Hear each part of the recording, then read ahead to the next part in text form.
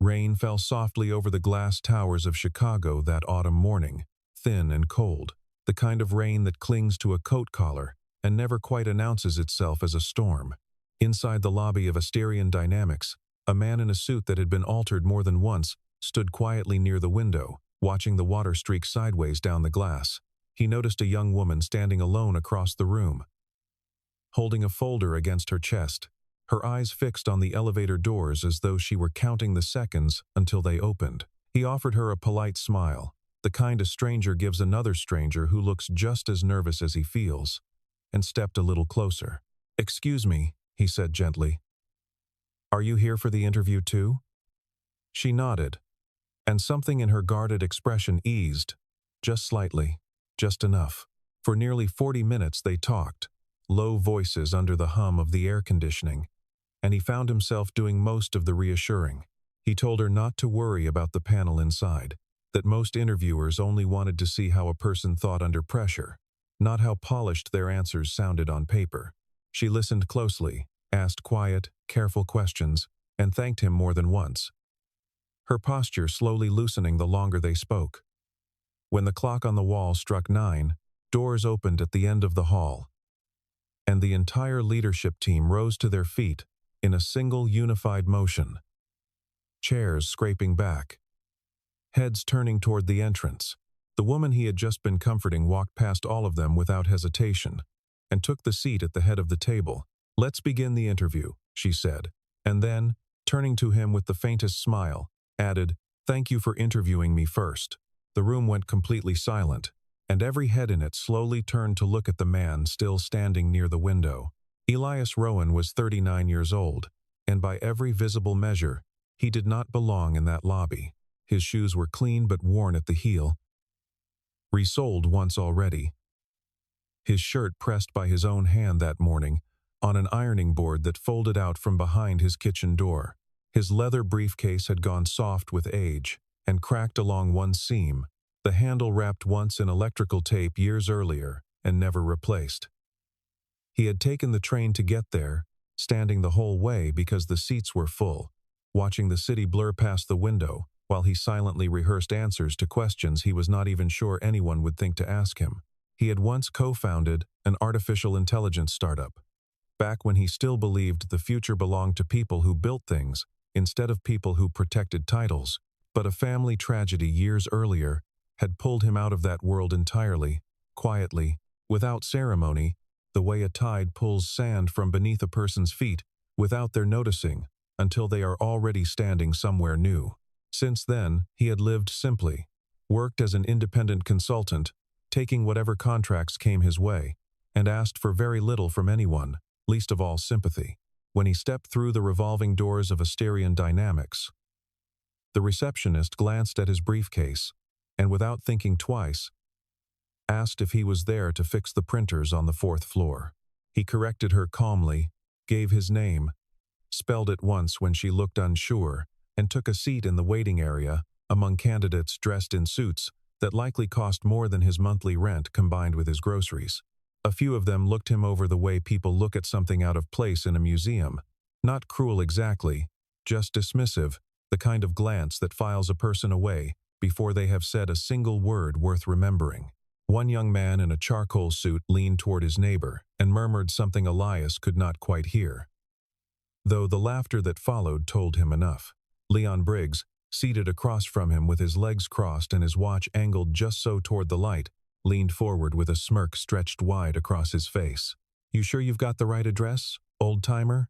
he asked, loud enough for the entire row to hear, his voice carrying the practiced confidence of a man who had never once doubted his own place in a room. Elias only smiled. He did not straighten his jacket or explain himself, or offer some clever retort designed to win the room back to his side. He simply let the comment pass through him like wind through an open door, folding his hands over the folder in his lap, and returning his attention to the notes he had written the night before at his kitchen table. Something about that stillness made the laughter around him fade faster than Leon expected, and one or two candidates who had been smirking moments earlier suddenly found something interesting to study on their phones instead, unwilling to meet the quiet dignity sitting so plainly across from them. Even Leon seemed briefly unsettled by the lack of reaction, glancing around as though searching for someone to confirm that his joke had landed the way he intended. And finding no one willing to laugh a second time, it was in that small, unspoken victory of restraint over provocation, that the doors opened again, and a young woman walked in wearing a plain gray coat with no name tag, no lanyard, nothing at all to announce who she was or why she had come. Elias had spent the previous evening the same way he spent most evenings, alone in a small apartment on the north side of the city, reheating a simple dinner and reading through everything he could find about Asterian dynamics until well past midnight. He had no family waiting up for him, no photographs on the refrigerator of children he needed to rush home to, only a quiet apartment that had grown used to holding one person instead of two. He had built a life out of routine since his wife's passing, small disciplines that kept the days from feeling too empty, an early walk, a strong cup of coffee, a folder of notes prepared the night before any meeting that mattered.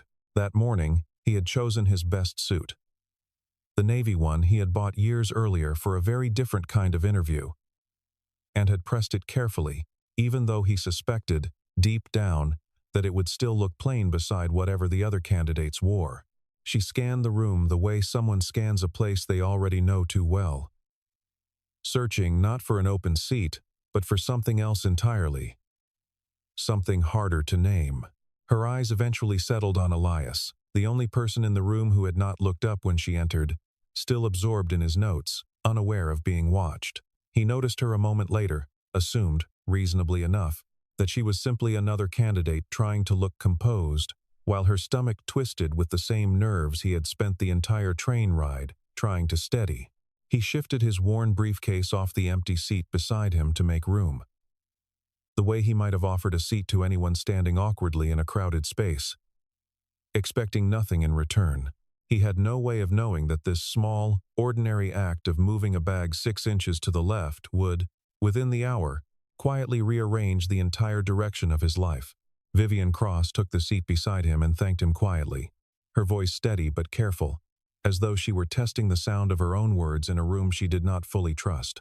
Elias introduced himself first, the way he always did, extending a hand and a name before asking for anything in return, a habit older than the company he now sat outside of. She shook his hand and gave only her first name in return, watching his face a beat longer than the exchange alone would explain, as if reading something written just beneath his skin. He asked what drew her to a company like Asterian, and she turned the question back on him almost immediately, asking the same thing in reverse, her tone light but her attention sharp and unwavering. He answered honestly, without polish, the way he answered most things, and something in that honesty seemed to catch her off guard.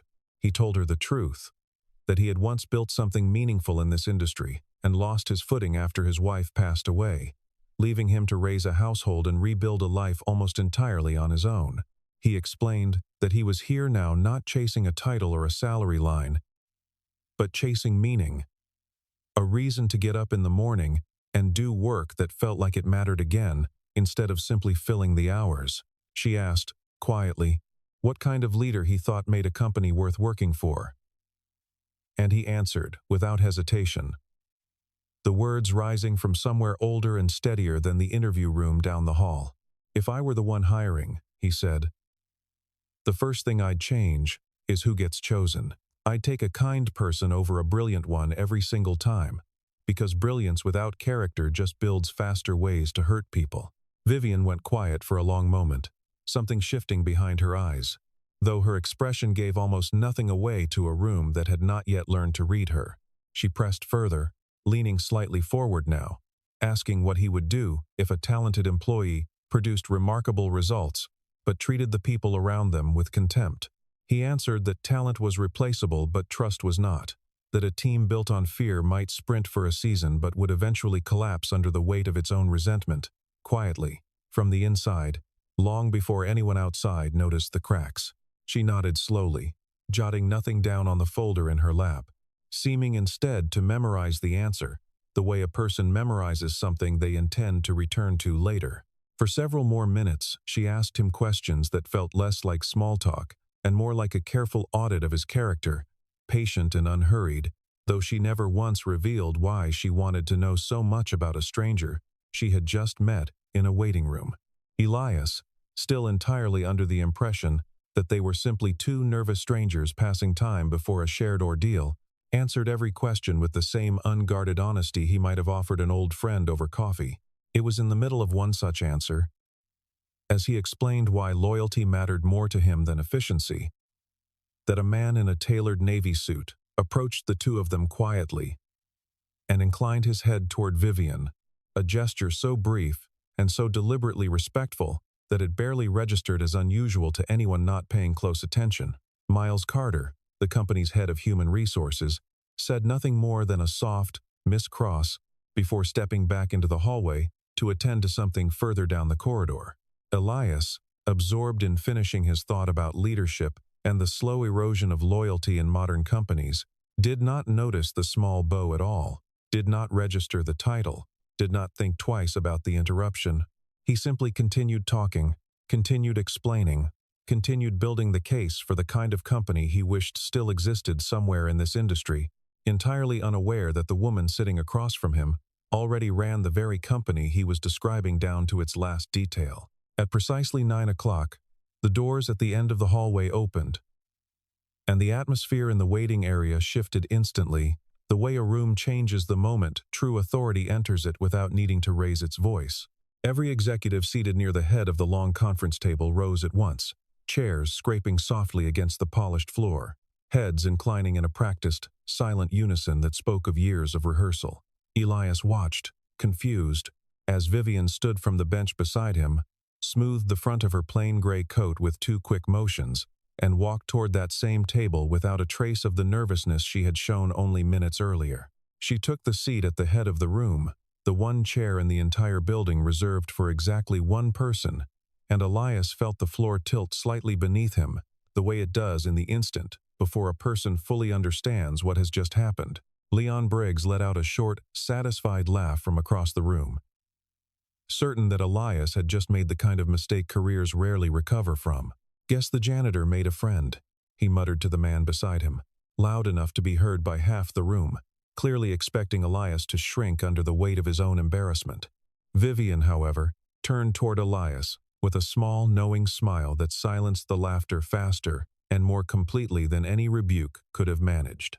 "I hope you still stand by what you told me a few minutes ago," she said, her voice carrying easily across the room without ever rising in volume, and the interview began in earnest, every eye now fixed on the man who had, without knowing it, already been tested and had already, without trying, begun to pass. She moved through the panel with practiced efficiency, addressing each candidate in turn with brief, pointed questions, but her attention kept circling back to Elias with a precision the others could not help but notice. When his file finally landed in front of her, she studied it for a long moment before looking up, her expression unreadable. "There's a 7-year gap in your work history," she said. Not unkindly, but directly, the kind of question meant to see how a person carries the parts of their story they would rather leave folded away. The room seemed to lean in collectively, waiting to see whether the man who had spoken so easily about kindness in the lobby could speak just as easily about loss in front of an audience. Elias did not flinch from the question, though something in his posture softened, the way a person's shoulders drop when they decide honesty is worth more than the armor of pride. He explained that he had built an artificial intelligence company from almost nothing, poured years of his life into it, and eventually sold his stake after his wife died, and left him raising their household alone, with no partner to share the weight of ordinary days. He did not dress the story up with drama, did not ask for sympathy, did not list his accomplishments to soften the blow of his long absence from the industry he had once helped shape. "I just wanted to do work that meant something," he said simply, "and for a long time, that meant being present for my life instead of my resume." Leon could not resist the opening, leaning back in his chair with the same smirk he had worn since the lobby, apparently unable to let a silence pass without filling it. "Or maybe nobody wanted to hire you," he said, letting the words hang in the air like an accusation dressed up carelessly as a joke. The room fell into an uncomfortable silence, the kind that makes people study their hands rather than look at either man directly. And every executive at the table, seemed to hold their breath, waiting to see whether Elias would defend himself or simply absorb the blow. He did not raise his voice. He did not even glance in Leon's direction. He simply turned back to Vivian and answered the question she had actually asked him, leaving the insult to dissolve, unanswered and unclaimed, somewhere in the space between the two men. Vivian watched this exchange, with the quiet focus of someone recording every detail for later use, and something in Elias's refusal to take the bait seemed to confirm a suspicion she had been carrying since the moment they first sat down together in the lobby. She reached beneath the folder in front of her and pulled out a second document, older, slightly yellowed at the edges, the kind of file that had clearly been retrieved from storage, rather than printed fresh that morning. She slid it toward the center of the table without a word, and Elias's own name, printed in a font from a decade earlier, stared back up at him from the page, like a message sent forward through time. The room grew quiet again, but differently this time, curiosity replacing judgment as Vivian began to speak. 10 years earlier, she explained, a small, struggling technology firm on the brink of collapse had been saved by an unexpected partnership, one that provided both emergency funding and a critical piece of software architecture at exactly the moment it was needed most, in the final weeks before the company would have folded entirely. That firm, she said, watching Elias's face carefully as the words landed, was the company that would eventually grow, restructure, rebrand, and become Asterion Dynamics itself, the very tower they were all sitting inside at that moment. No one in the room, not Miles, not Nora, not even the executives who had worked there for over a decade, had ever heard this particular piece of the company's founding history before. Elias sat back slightly, genuinely surprised, and admitted with a quiet shrug that he had honestly forgotten the deal had ever happened, that it had been one of dozens of small partnerships his old company brokered in a single frantic year of survival, back when every week felt like it might be the last one. He had not thought about it in years, had certainly never connected it to the glass tower he now sat inside. And there was no performance in his surprise, no calculated modesty, designed to impress a room full of executives. Vivian studied him for a long moment, longer than the silence comfortably allowed, as though she were trying to determine whether a man could truly forget the very thing that had, in some quiet and unacknowledged way, built the room he was now sitting in. Nora Sinclair, seated near the far end of the table, exchanged a startled glance with Miles, both of them visibly recalculating everything they thought they had understood about the ordinary man in the altered suit. "Why have you never told anyone this?" Vivian finally asked, her voice quieter now, almost private despite the crowded room around them still listening closely. It was not a challenge this time, but something closer to genuine curiosity. The question of someone who had spent years surrounded by people eager to claim credit for accomplishments far smaller than this one. Elias considered the question honestly before answering, admitting that he had never seen the point in bringing up old victories when the present always seemed to ask for something else entirely, something new, something forward-facing. He had not built anything to be remembered for it, he said. He had built things because they needed building, and once his part was finished, he simply moved on to whatever needed him next, without ceremony or announcement. Vivian let the silence stretch a moment longer before setting the old file aside and shifting the entire tone of the room with a single, deliberate sentence, announcing that the panel would now move into a scenario exercise for all remaining candidates. She described a crisis, one drawn directly from the company's own recent history, though she did not say so outright, in which a major artificial intelligence project had begun failing catastrophically just months before its planned launch, threatening thousands of jobs and years of invested capital across 3 different departments. The other candidates leaned forward instinctively, sensing an opportunity to perform in front of the woman who now clearly controlled every outcome in the room, while Leon immediately proposed the solution he seemed certain would win the day, a sweeping and rapid reduction in staff to cut costs and salvage the budget before the failure spread any further. Elias disagreed immediately and calmly, without raising his voice or dismissing Leon's point, outright the way Leon had so often dismissed his own presence in the room. He began laying out an alternative path, arguing that the failure likely lived in the process itself rather than in the people executing it, that panic-driven layoffs would strip away the very institutional knowledge needed to actually diagnose and fix the problem at its root. He proposed instead a careful, methodical approach, correcting the flawed workflow first, retraining the existing team around the corrected process, and preserving the accumulated experience that no new hire could replace in time to matter. Vivian pressed him with question after question, testing every seam in his logic, asking what he would do if the board demanded immediate visible cuts within the week, asking how he would justify the delay to investors who wanted measurable results by the following quarter. He answered each challenge without losing his composure, building his case piece by careful piece the way a man lays bricks he has laid 1,000 times before in a different life. And by the time he finished, even Nora had stopped taking notes entirely and simply listened, arms folded, clearly reconsidering every assumption she had walked into the room with that morning. 2 other candidates attempted to split the difference between Elias and Leon, offering vague, cautious answers designed to avoid offending anyone at the table rather than to actually solve the crisis Vivian had described. One suggested a partial reduction paired with a public relations campaign to soften the announcement, while the other proposed delaying the decision entirely until further data could be gathered, a suggestion Vivian dismissed within seconds as the kind of thinking that had already cost the company 3 failed teams. Elias listened to each answer politely, without interrupting, and when Vivian turned back to him for a final response, he simply added that any solution which prioritized optics over people would eventually fail twice, once when it was implemented, and again when it had to be undone. Nora, watching closely, asked him directly whether he was certain the workforce could be retrained quickly enough to matter. And he answered that certainty was never guaranteed in a turnaround, only that the alternative guaranteed failure far more reliably.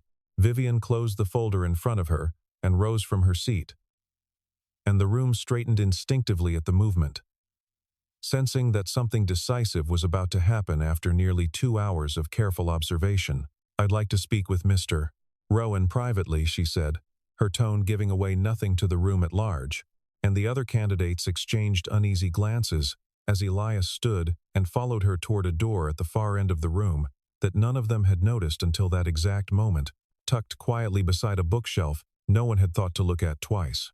The door closed behind them with a soft click, and for a moment neither of them spoke, the silence carrying more weight than anything said aloud in the crowded room outside.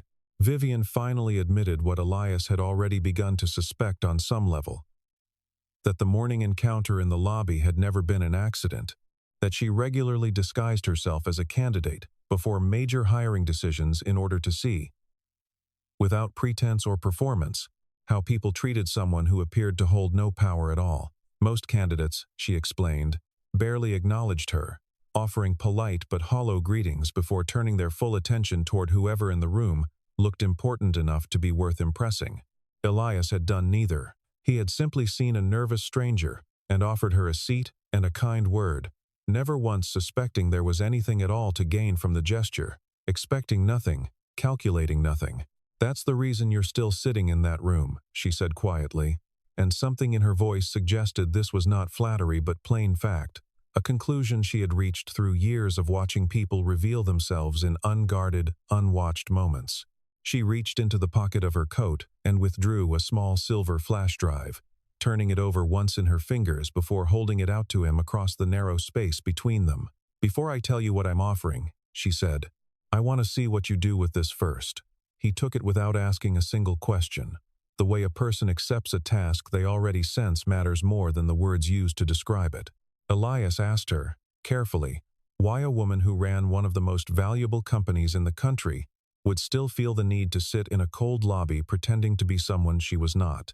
Vivian considered the question for a long moment before answering, admitting that titles had a way of changing how people spoke to her, softening their honesty, sharpening their flattery, until she could no longer trust a single word said in her presence. She had learned, she said, that the only way to see a person clearly was to remove every reason they might have to perform for her. And the only way to do that was to become, for one morning at a time, someone with nothing to offer them at all. It was a lonely way to run a company, she admitted. But it was the only way she had found that still worked. And Elias found himself understanding that particular loneliness more than he expected to. Inside the drive was a project that had quietly haunted Asterion Dynamics for years, an initiative so troubled that 3 separate teams had already failed to salvage it and buried the files rather than admit defeat publicly to a board that expected only success.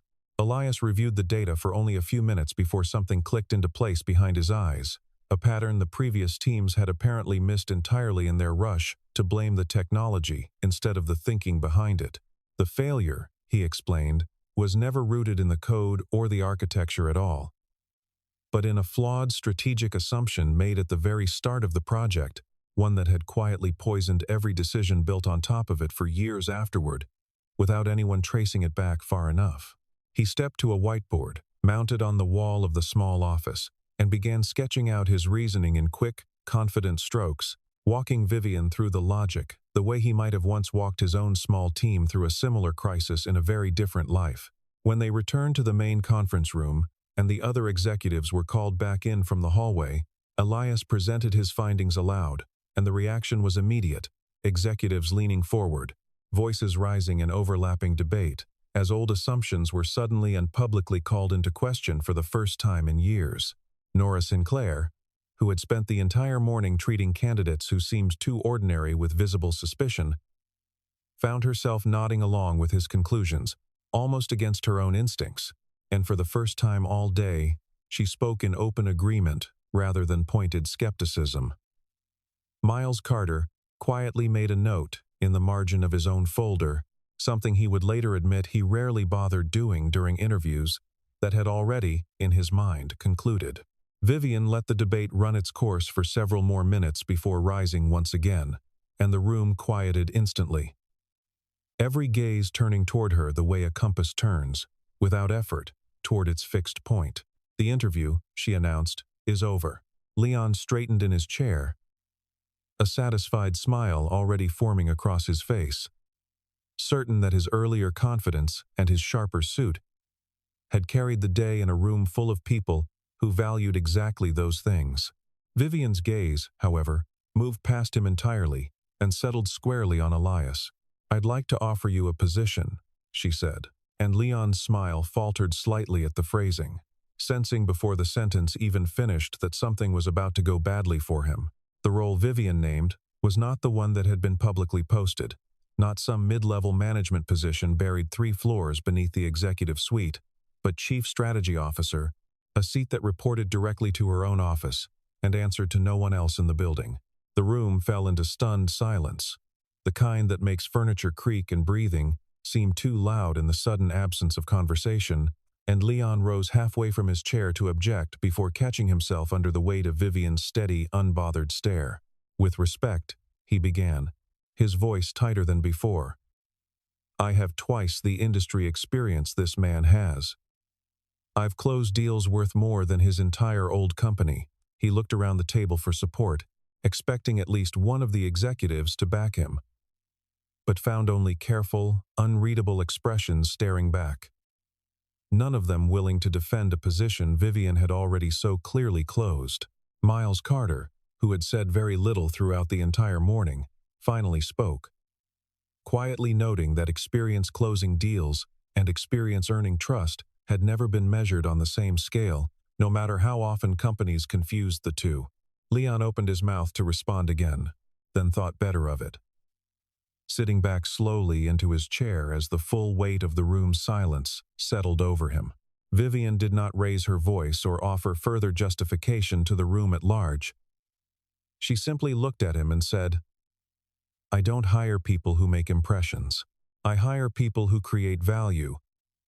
And something about the flatness of her delivery made the statement impossible to argue with any further. But even as the room absorbed the shock of her decision, it was clear from the careful way Vivian folded her hands on the table that there was still something more she had not yet told them. Vivian waited until the room had mostly settled before she spoke again. And this time her voice carried a different weight, something closer to confession than announcement. She explained that the building's security systems, upgraded the previous year with an artificial intelligence monitoring platform, had quietly recorded every movement in the lobby that morning, long before either of them had exchanged a single word with each other. The footage showed Elias pausing to help a security guard gather a scattered stack of dropped folders, holding the door open without being asked for a cleaning worker, pushing a heavy cart toward the service elevator, thanking the receptionist by name, though he had only just met her moments before, and offering comfort to a stranger without a single clue as to who she really was or what she could offer him in return. "I didn't choose you because you once saved this company a decade ago," Vivian said, her eyes steady on his across the length of the table. "I chose you because after everything you built and everything you lost, kindness was still the first thing you reached for, without an audience, and without any reason at all to expect something back for it." Elias said nothing for a long moment, the weight of the last hour settling over him all at once. The lobby, the old file, the flash drive, the offer, and now this final, quiet revelation. When he finally accepted the position, it was not the title that moved him, nor the return to an industry he had once walked away from without regret, but the quiet, almost startling realization that somewhere in this glass tower, a place had finally asked what kind of person he was before it ever asked what he could produce for it. News of the decision moved through the building faster than any memo ever could, and by the following week, most of Asterion Dynamics had heard some version of the story, though few knew the full truth of that rainy morning in the lobby. Elias arrived early on his first official day, dressed in the same altered suit he had worn to the interview, and found his new office already stocked with the files from the troubled project he had diagnosed weeks earlier, a clear signal from Vivian that the real work would begin immediately and without ceremony. He spent his first month rebuilding the failing initiative from the ground up, meeting personally with engineers who had spent years quietly convinced their work was doomed, listening far more than he spoke, and slowly earning a kind of trust that no title alone could have purchased.